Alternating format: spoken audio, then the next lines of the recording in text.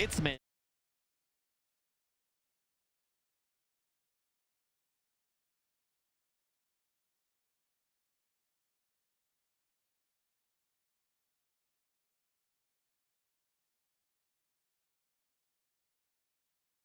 The answer, I dumpster him with deck.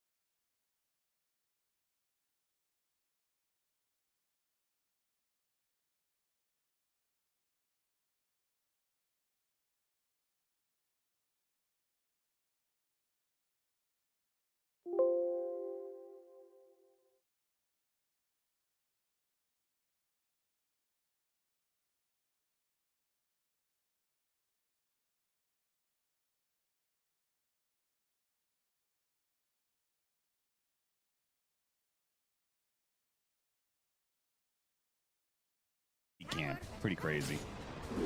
Nisha knows all the tricks here, man. Oh my, look at the ancients.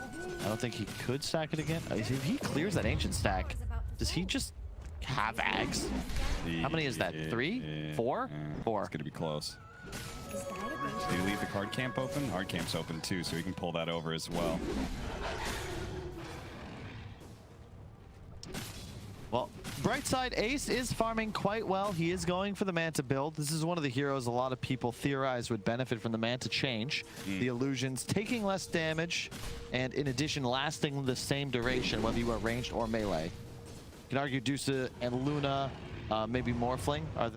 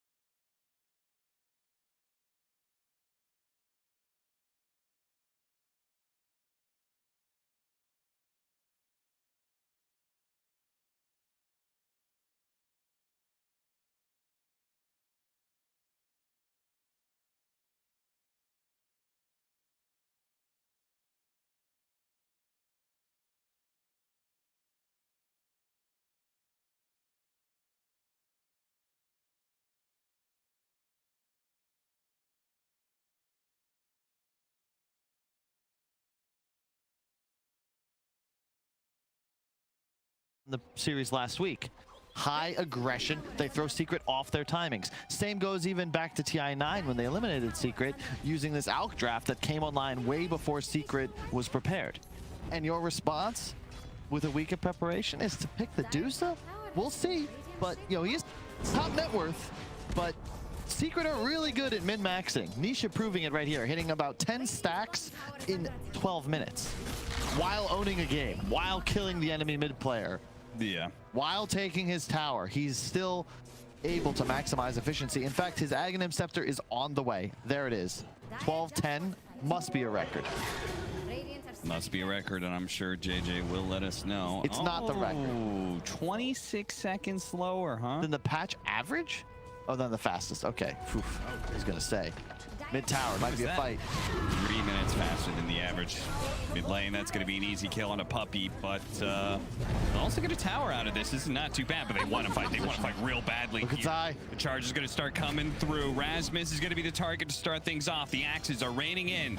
Good Zai just cutting him off with the pass, guarding the choke. Yep, he's going to make sure they can't get away so easily. He's going to skewer over to the side here. Misses straight up. Ace is going to be forced to showcase here. They're actually going to get the kill on his side, and a big scream as well. That actually goes out with this. Oh no, Ace. He thought maybe this was going to be good, but now he's going to be lit up by Puppy, and the damage is going to be too much for him. He thought it was a moment of weakness from Secret, but they didn't have any damage left, and Stormer getting blink away in time. Oh, thank God. I do not want to see this poor boy die again, Tanisha. Zai, I feel like he's prone to do that. I can't remember who was discussing it, but in one of those TI interviews, he was discussed as one of the most patient players. In this case, he made the right moves and then skewered into nowhere and died. I feel like this happens like once a month or so. Yeah. Just a slightly questionable play. You're like almost too patient, so the right move just never materializes. And with Ags up, you do have Healing Ward as well as a threat. Although I don't think Nisha has the mana pool to potentially do Roche. Perhaps just baiting it? But 15-6, it's still an even game. Like, this is not as bad as the kill score would look. Consider also Nisha is at his timing. Like, he doesn't really get too much stronger than this for a little while. Attempts to stack the ancient camp again, but we'll forgive Nisha that one transgression there, as he's going to be trying to pick up bot soon. Honestly, if it wasn't for the fact that Nisha's just having such a crazy performance, then Hellbear Smashers would be looking fantastic here, I think. Yeah. Matu also went for this the SNY into the Ags build. I can't remember who was playing last week did the same, going straight to Valina. Rasmus abandoned, and Yapstor goes for the +1. Burrow strike through, but they definitely got him. And if anything, Gilger, he was the one trying to escape, but can't get away from Momentum, man. Heads up play from Yapstor. Maybe they lose Gilger there if he has the TP off cooldown, but went for the +1. Saw that Misery was in vision. Erasmus was in vision. Got the core kill guaranteed. Matu able to follow up, collect the extra support. But, you know, gold lead is in the side of Hellbear Smashers. Yep. And that's because Medusa continues to take advantage of all the space that is available.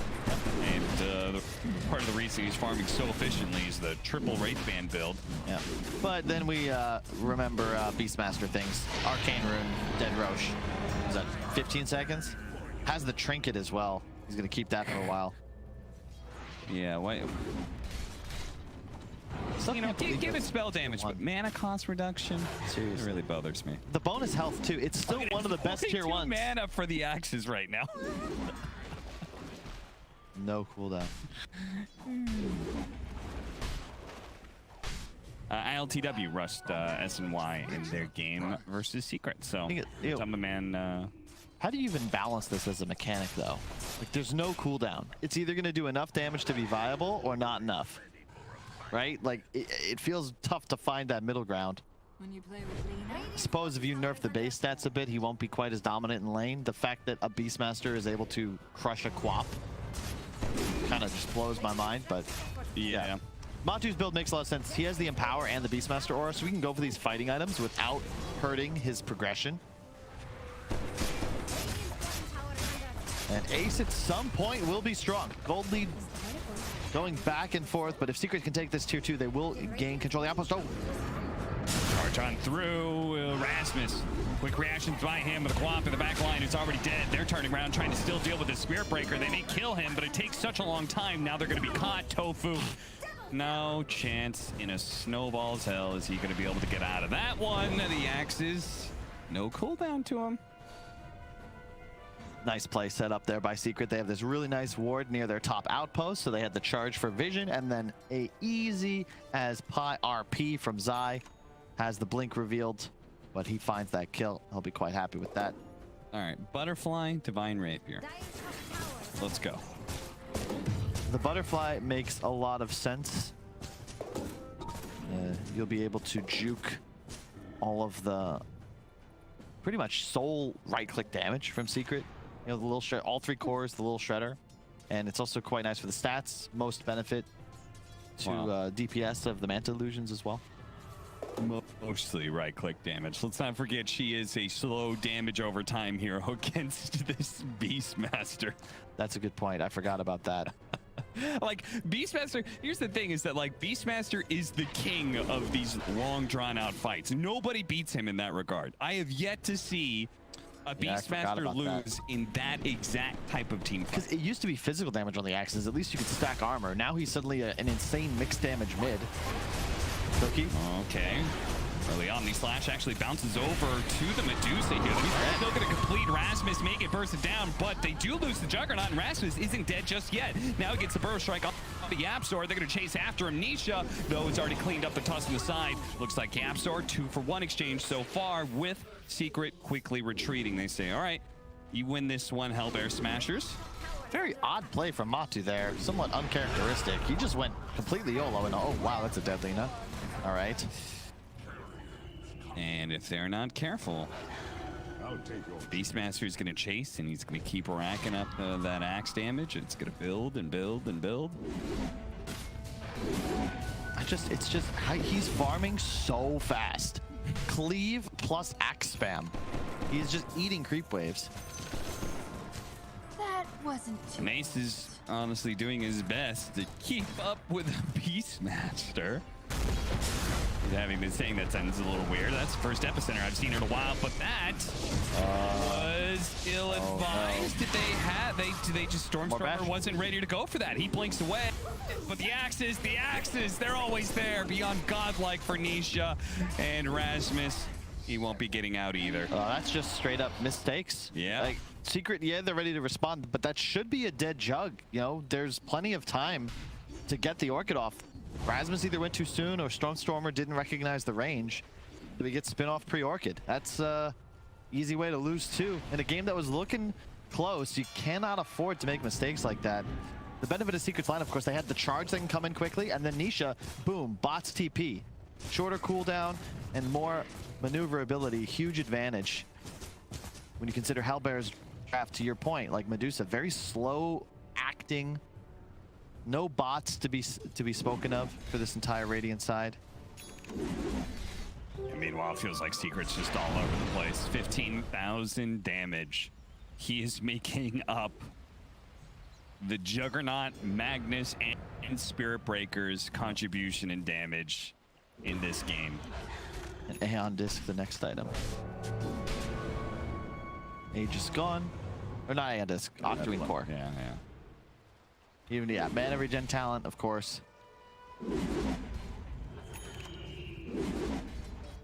I'm just axe spam. We don't really need to key in on Nisha anymore. The smoke move coming out, we've though. already done it for the last 20 minutes. It's hard not to. It's his fault. He won't leave. He won't leave our boys, the Hellbear Smashers, alone. They're trying to smoke up and get a gank off here. They have a nice ward, but look at this. Secret very aware, just camping the wave. Epicenter almost up. We do have the mech coming in from the mag. That always feels quite bad for Sand King. Whenever the enemy team has mech or pipe, it's like, well, there goes most of my epicenter damage. They get the charge. Going after the Tusk, which don't think they want to complete that. Ace really wants to keep holding this high ground, it looks like. Yeah, there's the Ags on the Secret Jug. So yeah, now it's go time. They hit the power spike. Jug's got his item, Aeon or Aether Lens on Nisha. Everything's ready to go. They have the mech. This is a Secret special. All 3 cores hit an item spike. Well, let's just go get a fighter. At the very least, we're going to play some good wards. Matu draws the line. At the very least, they're going to force Hellbear Smashers back to the safety of their tier 2 tower. Farming their way back. Ace taking what gold he can as they retreat back to their side of the map. Yep. This is the right move. You can't fight this. It's just simply not possible right now for the Smashers. So you mirror the movements. If you want to take bottom area Secret, go for it. There's no tower there. Take our outpost back. We don't mind.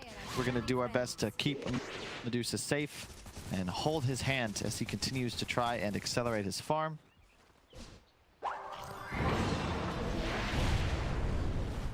You just can't shake the feeling, you know, Secret there, they're like a hungry lion. Searching for the jugular. One big fight, they straight up take 2 racks if 3 heroes on the Radiant side are down without buyback. Ace putting himself in the front lines here. Swiss slash from Matumba Man, just a poke to see if maybe they can get a Stone Gaze forced or something like that from the Medusa. Ace, though, remains pretty calm.